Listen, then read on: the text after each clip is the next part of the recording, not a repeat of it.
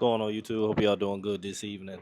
Um, there's a fella on YouTube that I talked to probably about a year ago, and he was on the boat with a captain that I rode before, a cool guy, and he just commented on one of my videos. So actually, man, you inspired this video. I was just gonna keep back and chill.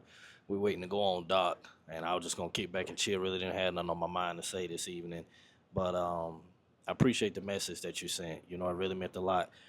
I'll read to you what he said, and one of my videos where I say this advice from my grandmother has changed my life drastically. And he said, "Yes, sir, big brother. From the time I spoke with you on the phone with George, you inspired me to climb my way to the wheelhouse, and I've been in the industry a year and 6 months, and that meant a lot." Because when I came out here 13 years ago, wasn't too much inspiration. You had a lot of people that obviously was on their own path, but they really didn't care to give advice like that. If anything, hell, it was all negative in my book when I first came out here, especially towards marriage, and it wasn't really that many people talking what I'm talking right now. But to see, this is what I do. This is what I like to do. Um, so for you that commented, and for all the other young men that's in this industry or any job for that matter, this one here I want to title "Maintain Your Frame." Because that's what's gonna help you. That's what's gonna help you get to where the fuck you trying to go in life. That's what's gonna help you stay where you need to be. Because if you don't maintain your frame, you're not gonna make it. You're gonna have some storms you're gonna go through. You're gonna have some turbulent winds. You're gonna have when the sun ain't shining on your ass, and you need to maintain your frame. I had to learn that the hard way because it was a period of time when I was trying to climb this ladder, coming from, just to give you the steps. Started off as a deckhand trainee. I started off as a as a deckhand. Then I went to experienced deckhand. Then it was senior deckhand. Then it was lead man. Then it was relief mate. Then it was first mate. Then it was senior mate. Then I got my license when I was a lead man, steersman license. Went through a little turmoil for getting steered. Really didn't have nobody that wanted to steer me. One of the boats that hell, I had like 91 hours left to get everything signed off on. They end up, sending the boat to South America. So that pretty much started me all over again. Because when I went to another boat, you had captains that say, "Look, shit, I ain't worked with you. I don't know your work ethics. I don't know you. I'm not investing into you. You're going to have to give me 2 years on deck. Now I got 91 hours to be fully signed off." But my captain, he's somewhere else. I'm on a whole nother boat. You think I'm finna put 2 years in with your ass? I'm like, nah, cause I'm right here at the door.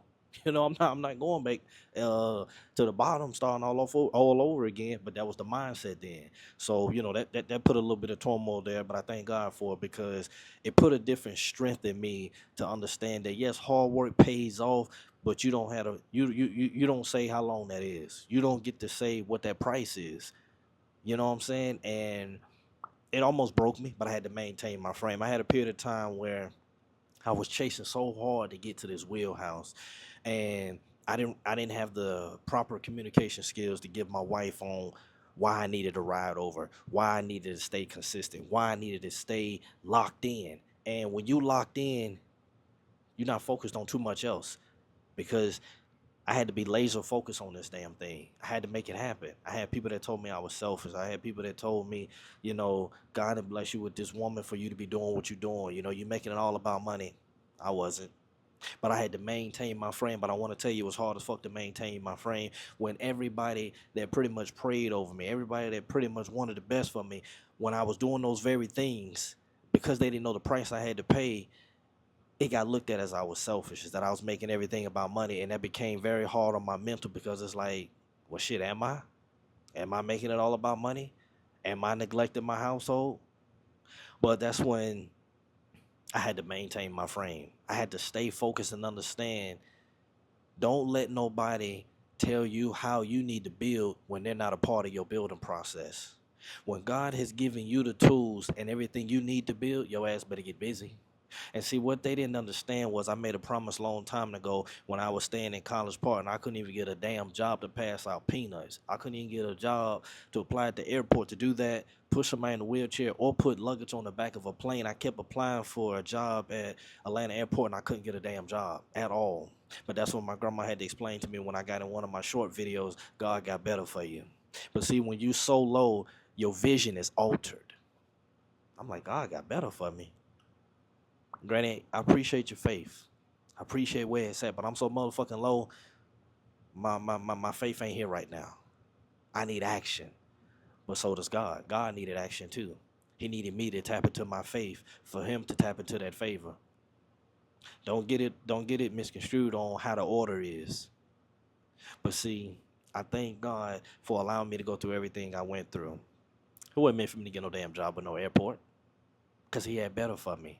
But I needed to change my focus. I needed to change what I was looking at and what I was listening to. It's a pastor, I think his name is Jerry Flowers, and he was saying your mind is soul. Be careful what you feed it. Be careful what you allow to pour in, what you taking in, because that's gonna grow. But at a younger age, I wasn't really paying attention to that at the time. So anyway, getting back to the whole not being able to get the job at the airport, it created frustration in me because I'm thinking, damn, I can't even afford to pay no damn Metro phone bill. Like, what is going on? And I heard all of God give his biggest battle to his biggest soldier. Well, I ain't first said I want to go to no damn war, so we can chill out with the battles. I'm good. just let me chill. It's not how this works. So when I had to tap into, okay, God, I surrender. That's what I did. I'm gonna give you the blueprint. 13 years ago, I was in a one-bedroom apartment with my mom, College Park, and I had to surrender. I said, God, I'm tired. I'm tired. I got so aggravated. I removed myself off of all social media platforms. I started to see everybody I went to school with, high school with, they in college, they in fraternities. You got people that's at the time looked like successful relationships, and some of them still are successful. But I'm watching me, nothing moving, nothing happening, no doors opening. But see, that's where God needed me at. Because see, in high school, I was playing, I was macking, I was trying to hit everything that was moving. If it had motion, that's where I was at. When I should have been in the books. When I should have been opening books, I was worried about opening legs. I'm gonna just keep it real with you. That's what I was focused on, and that's the dumbest thing I could have ever done. But I thank God that I regained my focus early. I thank God that I regained that focus early. So anyway, I said I surrender. I said if you're real, I need you to show me that you're real. Because at this point, I was going to church, paying tithes, do all those things. I was doing that based off of it was a set routine. This is what I was told I was supposed to do. But did I exactly know why I need to do it for my life? Not because grandma told me, everybody told me. No, this is what you need to do so you can have a relationship with God. You need to get an understanding of why you're doing what you're doing. So I said, if you're real, I'm gonna need you to show me you're real. I'm gonna need to see it. But also, I also made a prayer. God, I don't know how to get this train moving, and I damn sure don't know how to get it on a track or the right track. I said, if you put this train on a track and you get it moving, I promise you, I'm gonna keep feeding the coals to this thing. And 13 years later, that shovel don't leave my hand. That shovel don't leave my hand, because I ain't playing. I made a promise. So when everybody thought I was being selfish, I had that shovel moving. While you thought I was neglecting my family, I had that shovel moving. When my wife thought that I wanted to work more and I want to be at home, baby girl, I had that shovel moving. Because I kept in mind, I told you I was going to pay your college debt off. I told you I was going to get you a brand new vehicle and you and your second one. And we've been 9 years married, and we already contemplating on get you the brand new Suburban High Country when they come out in 2025. That shovel was moving, baby girl. That's why I couldn't be home. I shared a message with her that Bishop T.D. Jakes came out with, and it's called When Men Fall Short. Y'all should check it out.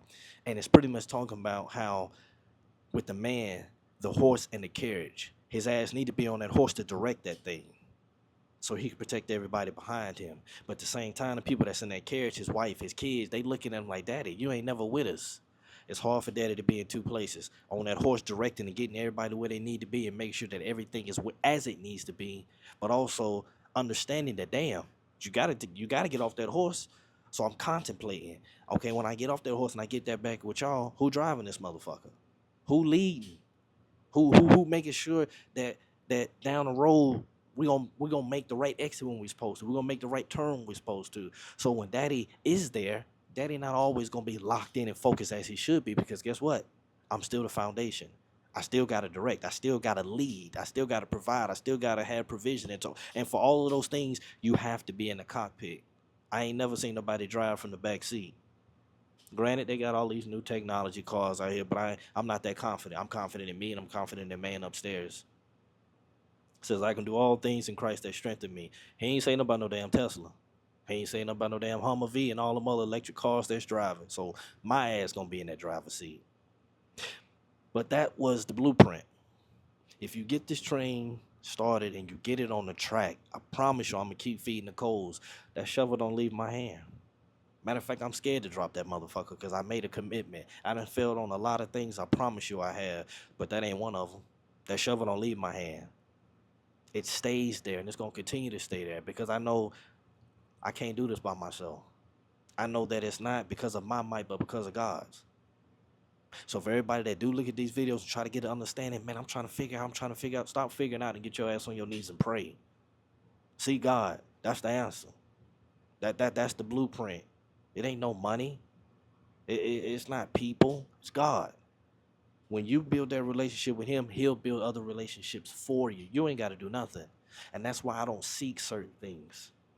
Because if I always pray to God, God, open my spiritual eyes so I can see what I need to see. Open my spiritual ears so I can hear what I need to hear. You got a lot of phony people out here. You got a lot of fake people out here. I don't want nobody misleading me. I don't want nobody telling me some fuck shit.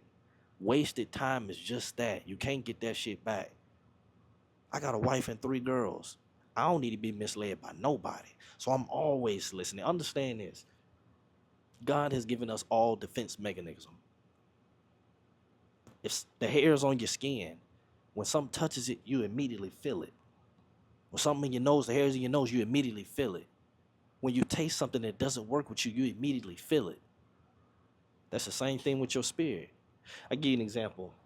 Me and the wife, she had a coworker when we stayed in North Carolina and Charlotte, and they want to do the marriage couple thing. So we went out to a pool hall to play, and I never met her husband before, but I'm reading him. Seemed pretty cool. Seemed a little different, than what I am, but he was cool. And I think he had ran out of some money. He said, "Hey man, I'm gonna go to the gas station. You want to roll with me?" I said, "Nah, man. I'm gonna stay back with the ladies." So the wife came over. She like, cause I work on a boat all the time, so it's really hard to establish relationships. She said, "You always say how you want to be around, males. Why didn't you roll them? That could have been some bonding time." I said, "Babe, I don't know that man." I said, "He could have warrants. He could have illegal guns in the car. He could have drugs. He could have people that don't like him and see us in that car shoot that motherfucker up. They don't. When people don't like you, they don't give a damn who with you. They get them too. And as you always know, think of the movies or just in life and period, the motherfucker that ain't supposed to die, that's the motherfucker that do.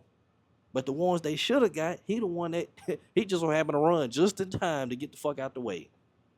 The one that should have went to jail, he was able to run around the corner where the police didn't go. Hell no. I've worked too hard to keep that shovel in my hand. I've worked too hard to stay focused. So I don't let nobody jeopardize that. Would I love to have more friends? Hell yeah. But at the expense of my future? Hell no. Hell no. It's not that important to me. I'm at a period in life where I'm refocusing. Everything that I put on my list that I wanted to accomplish, I've accomplished. So here lately, I've hit a little stagnant point. So I told my wife, I said, I need you to rejuvenate the mystical harder in me. She said, "Babe, what you mean?" I said, "I need you to be my Mrs. Go Harder that drives me to go harder." She said, "Okay, I'm willing to do that, but what does that look like?" I said, "Make a list. I don't give a damn how expensive. I don't give a damn how extreme it is." But see, what I didn't tell her was everything that she sent, can I financially afford it right now? Some of it. All of it? No. But I damn sure going to. Because what I didn't tell her was that very thing that she sent me, I'm praying about it. God, I need you. I can't make this happen without you. I want her to be retired. No more 9 to 5. I want her to fully focus on the house and the kids and me. I want to put her in the area where she grows best. That 9 to 5 ain't gonna do that. That 9 to 5 gonna continue to daily take her away from that. I want to pour into her like I've never been pouring into or told how to pour. in so many ways. Teach me how to be that. Teach me how to be the man that I've never seen. There's a lot of things I never really been open on. I didn't grow up with my dad. So I never got taught how to be a man. You want to know what taught me? All the negative shit I seen. All the shit that affected me, I chose to go the opposite way. My grandma on my dad's side, she would tell all my cousins. I told her stop doing that, but she'd always tell my cousin, y'all need to do more like what he doing. Da da da da. And it like using me as a reference. Not to say that they not shit, but yo, this is a good reference. You need to follow this. But in return, that turned them away from me. That pushed them in another direction. So when I came around, it's like, oh shit, let's get the fuck up out of here. Here go this motherfucker. Every time he come, we finna get some preaching going on. So they would dip. Here I am. I'm coming in green. You know, I'm thinking, oh man, it's my cousin. I ain't seen him in a while. They looking at me like, oh, man, we sick of this motherfucker, man. God damn. Every time he come around, you know, oh damn, he got a new car. He is. Damn, he got some nice shoes on. He is. Damn, this lady look nice. They been married what, 9 years? He is. So that affected me. But I'm gonna tell you this: maintain your frame. I don't give a fuck who in your family don't like you because you chose to go down the path that's gonna be successful for you. Fuck them. I don't give a damn what family member expect you to call them, but they not playing a role they supposed to be playing. This is what I learned in life. Whatever your title is, mama, daddy, uncle, grandma, whoever, cousin, if you don't play your role like you need to, I'm not putting my love on clearance just to meet what you willing to pay. If you don't pay in full, I don't show up in full. And I don't show up in anything half-ass. So if I'm not going to show up half-ass, I'm not showing up at all. So I've learned that's what works best for me. I've been told, oh man, you funny actor. You this? Fuck it. I need to stay focused. When I'm on the boat, most of the guys, damn, and you antisocial, you don't like to talk. Y'all don't understand. I got a shovel in my hand, and I'm mentally, like, when I don't engage into the small talk, I'm thinking big shit. This up here is moving, and I'm trying to, okay, all right. I need to wake up with the right attitude. God woke me up this morning. There's a reason. Okay, everything is not exactly where I wanted to be, but he woke you up this morning. You better find a way how to make a positive out of it. There's somebody that they on their last breath. There's somebody where they not gonna make it. They got about 2 weeks, and you got to know to wake up with a fucking attitude? How dare you? A couple of weeks ago, I had to repent. God forgive me. I don't know what the hell was going on, but I woke up and I was just like, ugh. I'm grumpy. I got an attitude. How dare you wake up with an attitude when you got life? You got the audacity to do that? I had to check myself, bro. You tripping. He woke you up this morning. You may not have everything that you feel you should have, but understand something. Don't get ungrateful. Don't get too ahead of yourself. Do you not forget you couldn't even afford to pay a Metro phone bill? Now you live in a house that's $1 million. You and your wife got the vehicles that you desire. Your kids is straight. Last year you was able to take your daughter to Disney World and spend $12,000 and it didn't affect you. Just the simple things, not just to throw out money, but just to give examples that, fuck, in my house, my blinds alone are $13,000. When I grew up, shit, that wasn't that. Probably didn't even have $13,000 worth of furniture up in that motherfucker. And you got the audacity to wake up with an attitude? So I think this is what it was. Because my vision was, okay, next level, next level, next level, I was neglecting right now. Not to the point where I wasn't appreciative, but I was just so geared to get to the next level where it's like the mind was just, God damn, I guess it was an overload. But how dare you? You gonna be ungrateful? Did you not forget the beginning? I remember one day, and I've always tried to find a positive out of shit. I remember when I first started working out here, I was a lead man, and I was still staying in College Park, and I didn't have no car. And I was walking to the bank, and in Georgia, if you live in Georgia, it's hot as fuck. Right now, it's hot as hell. But I was walking to the bank, and I started complaining. Oh, shit, man. Damn, how the fuck I'm working? And I'm walking. I had to check that shit immediately. At least you walk into the motherfucker to cash a check instead of robbing it. So I've always learned whatever the negative is or whatever you deem the negative to be, it may not even be a negative. You may just be tripping. Find or make a positive out of it.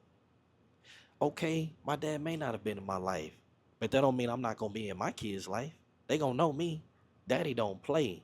I'm cleaning bath time. We feeding. You know what I'm saying? I'm getting my time in when we were in the basement.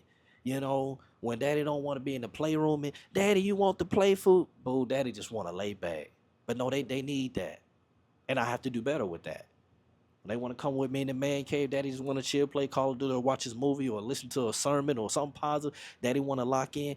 They don't see you 28 days. You come home for 15. Put your time in. So there's a lot of things I got to work on. There's a lot of things that I got to improve on, and I'm working on those things.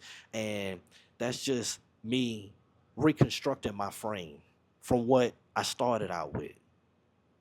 Because it's very hard to be a man when you didn't see it. It's very hard to structure yourself and carry yourself as that when it was first never modeled.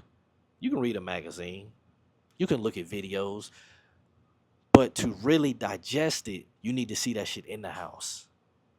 But what I've learned is just because of what in the house, what you gonna do? Walk around empty handed and not give your girl shit? Not be a husband? No, fuck that. So I'm constantly on YouTube. And everybody that I feel that I can receive information from, their father from afar, their mentor from afar, their grandfather from afar. And there was a period of time, I think when I'm 32 now, when I was 30, I would call all the people that seemed or deemed to be, have a little something going in their life in a direction that seemed like, okay, I could see myself there one day. I would ask them, at 30, from the age you are now, what would you tell your 30-year-old self? And I would lock that in mentally and I would make those improvements. I'm where I'm at because I took everything that was negative and I found the positive route. And that's one thing that I don't know if I said it correctly when I said my grandma on my dad's side, when she would tell people just what pretty much using me as a reference, I would tell her grandma, the only reason why I'm where I'm at is because God closed all the other doors that I wanted to go down with everybody else. I tried that shit. I tried the sagging of the pants. That shit never worked for me. It felt like I had a soggy diaper on or some shit, walking like a cowboy. I tried the gold teeth and the chains, the fitted hats, but then I noticed you gonna get looked at like everybody else. So when everybody else going to jail, your ass going too. When everybody else gets stereotyped, your ass is too. So I said, I'm gonna set myself apart from all of that. Now, granted, that road less traveled, that shit is lonely than a motherfucker. Just hear the title, The Road Less Traveled, which means everybody ain't clapping for you because they not on that road. They not cheering you on because they not on that road. They're not supporting you because they not on that road. But it's funny how when they need something, they find that motherfucking road. That's sad, but it is what it is. Maintain your frame. People will tell you what's best for you, but don't have damn tool in their hand helping you build that structure. They looking from a whole nother place and perspective and not understanding what it takes to really be you. And don't even have the receipt that you have to pay for to get where you're going, but gonna tell you what you need to do. Don't let nobody put extra shit on you, cause they don't know what that receipt looks like. God do. And it's not up to you to see it, because if you see everything that you have to do, your ass gonna run. Stay the course, stay faithful, and maintain your frame. No matter how hard it got or how hard it gets, I maintain my frame. Long time ago, I had my first child.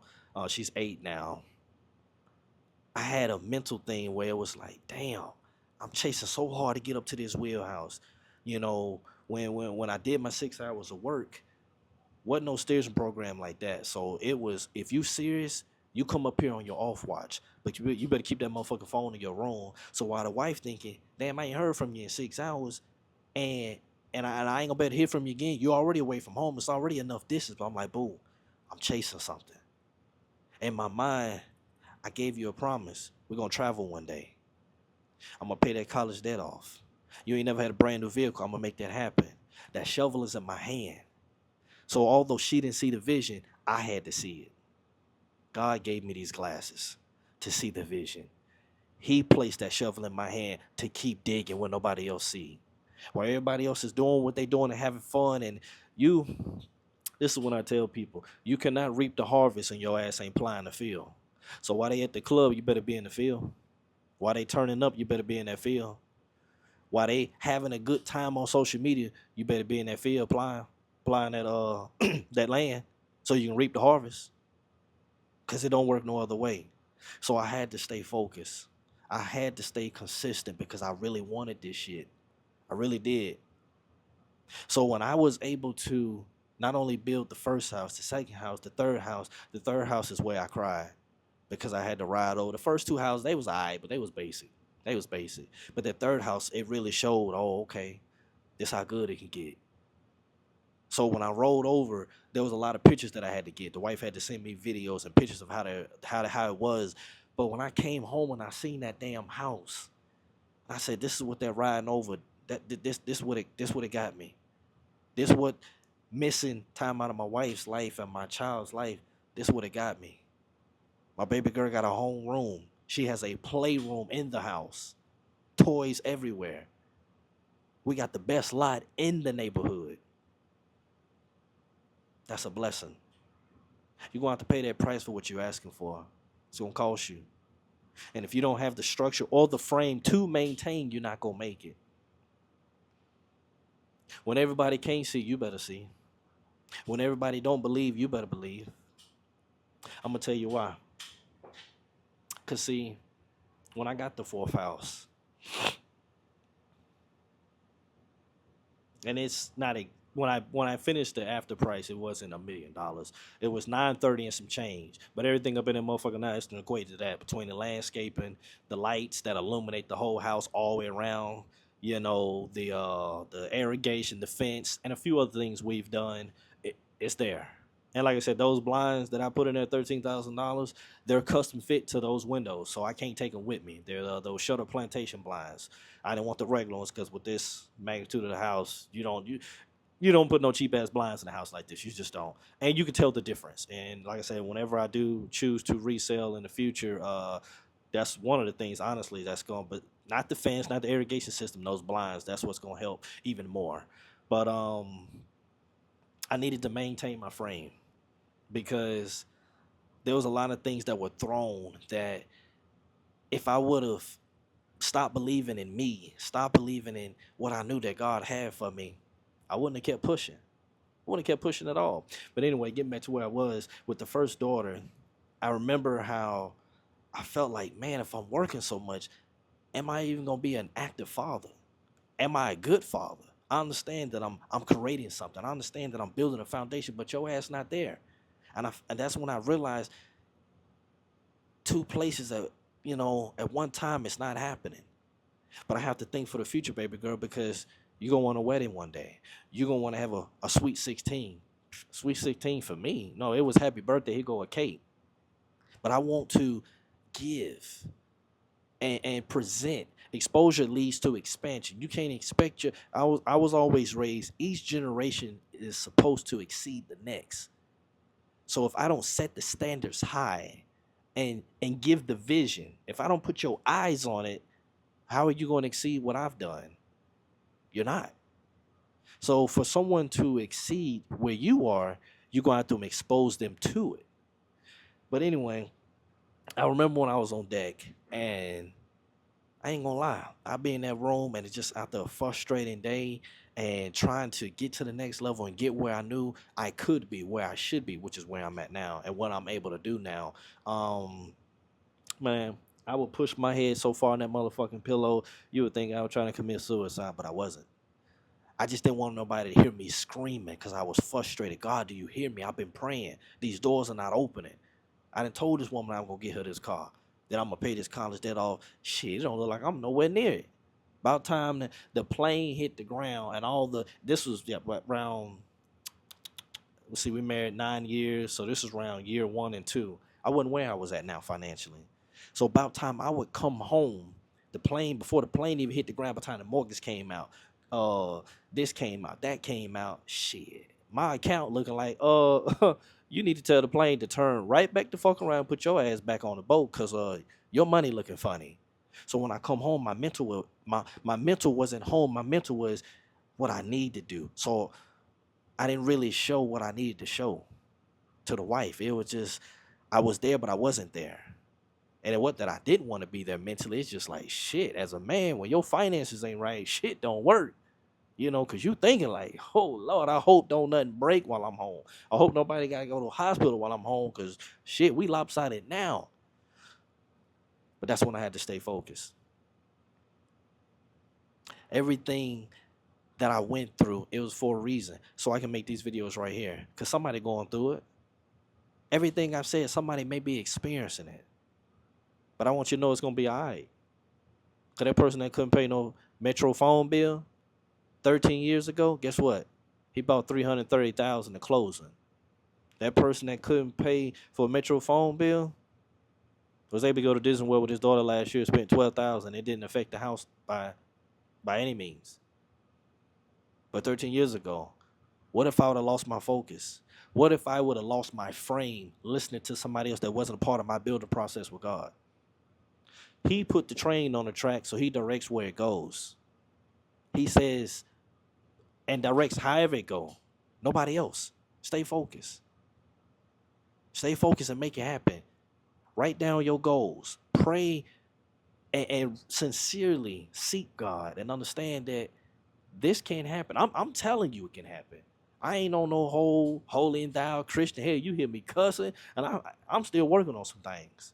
Truly, still working on them. And as soon as I do them, I feel guilty as hell, and I repent because I know I'm wrong. But I'm trying, and I'm gonna get better day by day. But I want to tell that fella that commented on my video that I wrote to you guys earlier, I appreciate you. You and others that comment, y'all the reason why I maintain my frame. If I lose my frame, somebody's watching me. Somebody's inspired by what the fuck I'm saying. I can't crash out. I can't fuck this up. When I see people that I look up to, when I see them crash out, it's like, damn, another one. But see, I know how to filter. I'm going to filter all that bullshit, and I'm going to take what I know I need to take and get what I need to get where I need to be. So for the fellas, I really want you to maintain your frame. We're in a space now and time now where everybody is attacking masculinity. Don't lose your frame for that. I don't give a damn what term they come out with. Maintain your frame.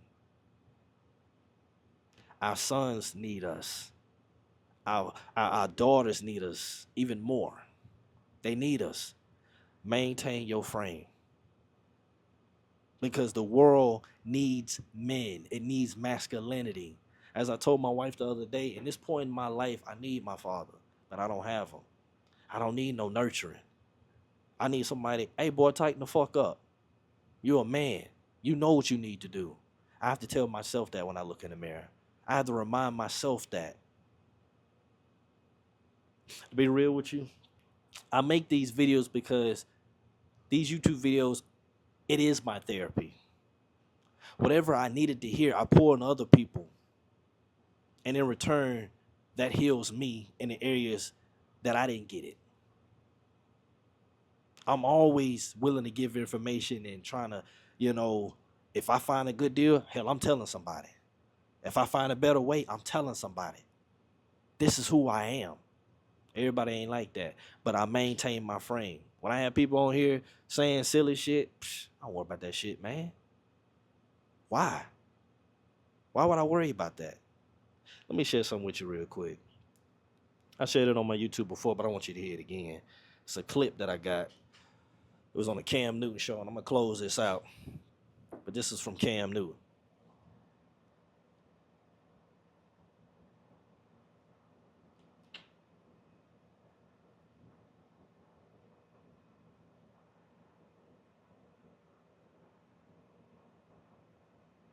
Shouldn't even, shout out to Steve Harvey.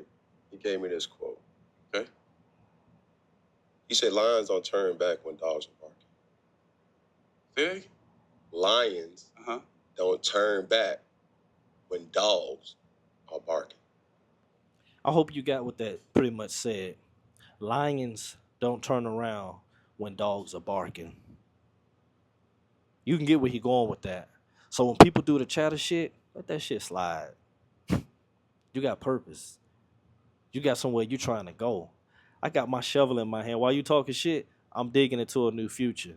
While you talking shit, I'm laying the foundation to my new foundation. I ain't been in this house. It's finna be, what's this, July? It's finna be 2 years this year. I already got visions for where I really want to be. Probably 5 acres. I still want my basement. I still want my 20-foot ceilings in my living room. I want everybody to have their own bedrooms, but see, my vision goes bigger. I want a laundry room in every room. Pretty much a closet-sized laundry room, but the stackable ones in everybody's room. There is no designated laundry room. I want my basement to be about 2,000 plus square foot. My theater be laid. I want to have a simulator room. I want my wife to have her own room where, you know, how they got the man cave, the she cave, whatever you want to call it. I want my yard to be just grass, green, lovely, plush, landscaping, done up, lights on the house, pool. I want the UTVs, ATVs. I want us to live life and live it abundantly.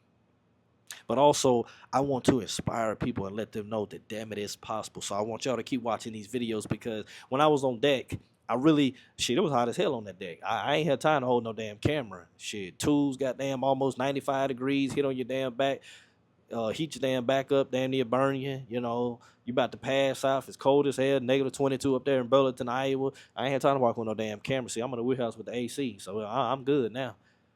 But not being able to show the deck, it's a disservice to the testimony, because y'all wasn't able to see it. But I'm gonna carry you from here on out. Watch me. Everything that I'm telling you and I'm showing you, understand that God made it possible. Wasn't me. Maintain your frame, fellas. Understand that God is real. He got your back. He love you. And whatever you want in life, I promise you that it can happen. But you better pick your shovel up and you better get to digging. Stop worrying about shit that ain't got nothing to do with you. I don't give a damn what's going on in this world. Ain't got shit to do with me. Everything that they put on that TV and on that social media ain't got shit to do with you. You better dig into your future instead of digging into somebody else's business. It ain't got nothing to do with you. Stay focused. And I promise you, whatever you want in life is going to happen.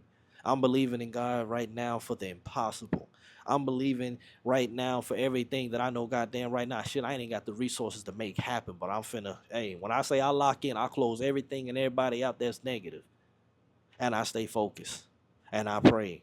It's damn near like a spiritual fast. I don't want to hear no negativity. If I know you on that shit, I don't talk to you and I won't call you.